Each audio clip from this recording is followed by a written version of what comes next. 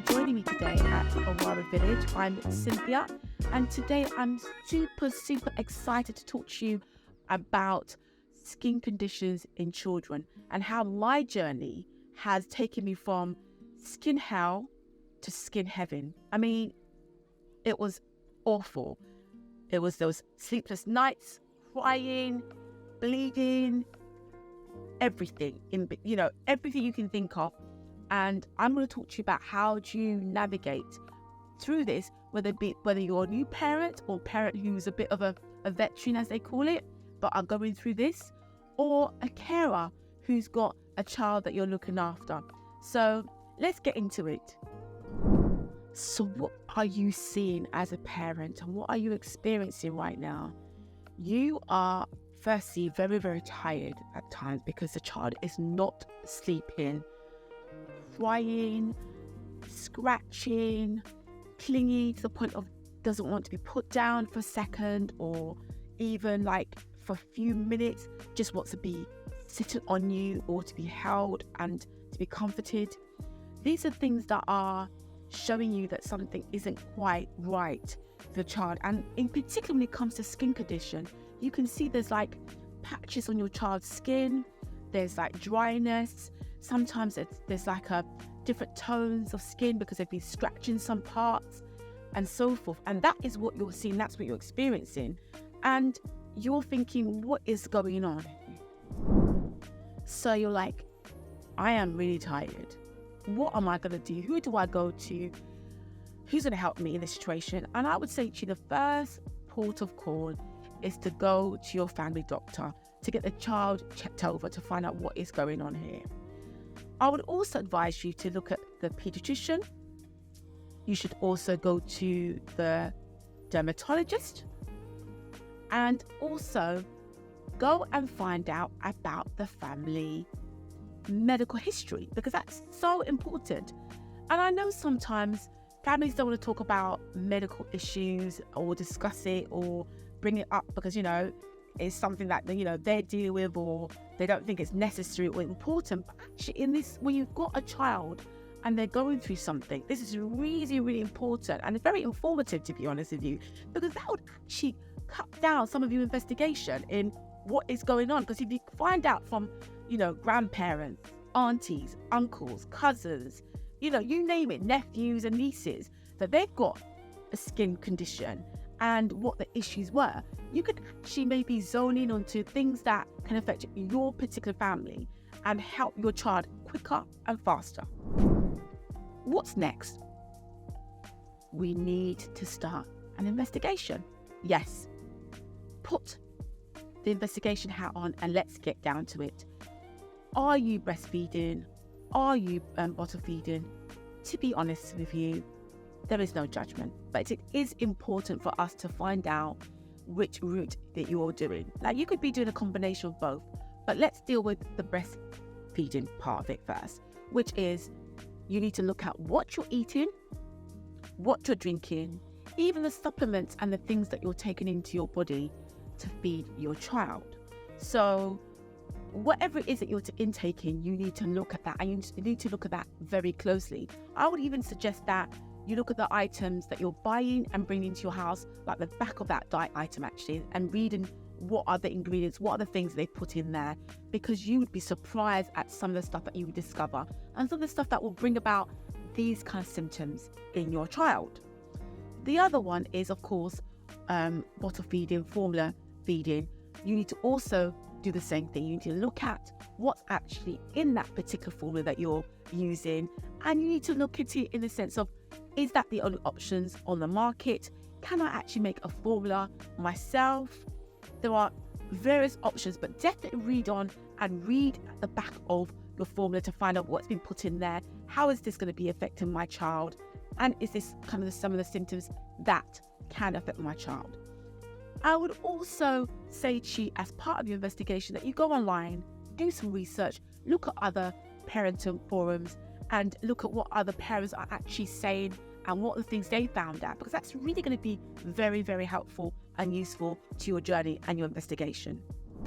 If you found this information helpful, please show your support by clicking like, subscribe, and share with your friends and family, because it takes a village. What did I do?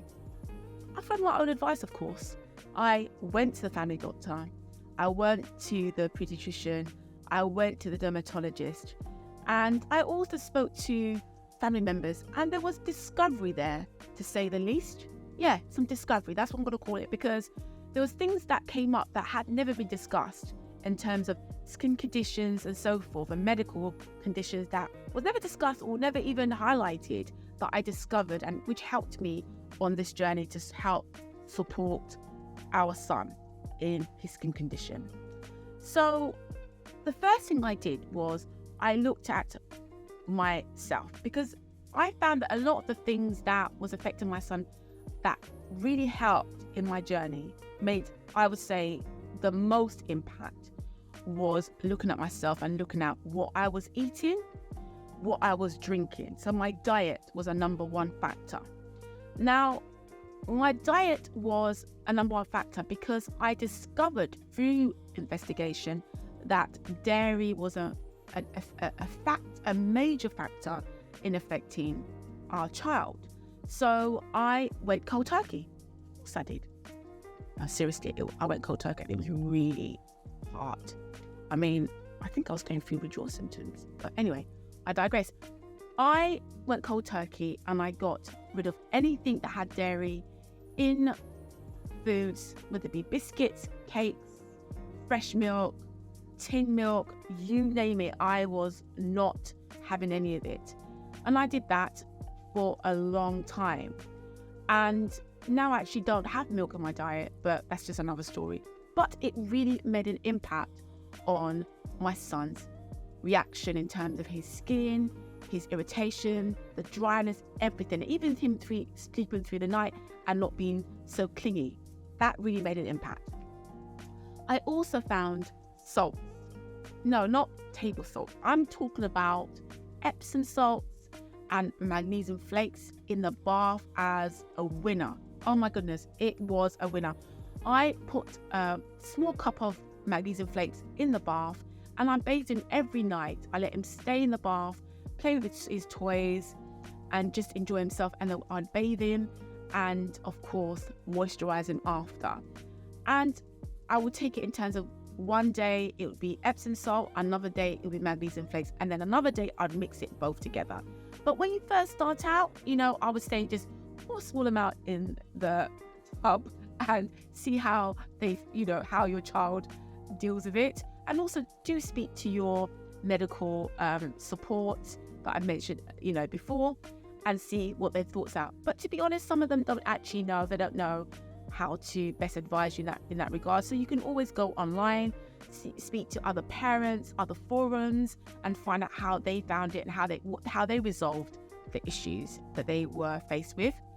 The other thing is I can't, say enough about this, which is really and truly, I found Aveeno lotion. Yes, Aveeno lotion and their oil to be, oh my goodness, a bit of a lifesaver. It moisturized my son's skin. I was like, what is going on?